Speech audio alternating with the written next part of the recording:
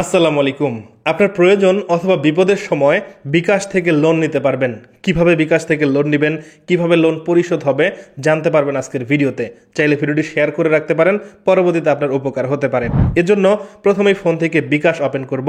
এখানে আরও দেখুন একটি অপশন আছে, এখানে ক্লিক করব। লোন যে অপশনটি আছে এখানে ক্লিক করব।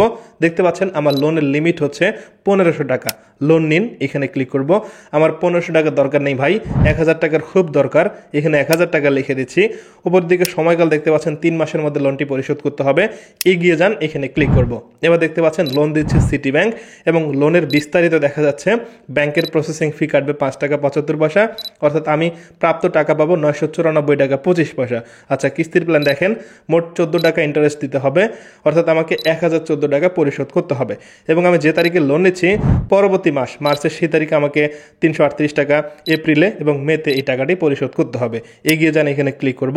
এবার আমার বিকাশ অ্যাকাউন্টের পিন দিব, দেওয়ার পর ট্যাপ করে ধরে থাকবো। এখানে দেখতে পাচ্ছেন আমার অ্যাকাউন্টে 1000 টাকার লোন চলে আসছে এবং ওপরের দিকে দেখেন মেসেজ চলে আসছে, বিকাশ থেকে আমাকে 1000 টাকা লোন দিয়েছে।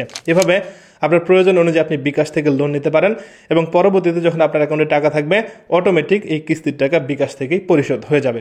এই ছিল আজকের ভিডিও ভালো লাগলে লাইক করুন, কমেন্ট করে আপনার মতামত জানান। সবাই ভালো থাকবেন, সুস্থ থাকবেন, কথা হয় পরবর্তী ভিডিওতে।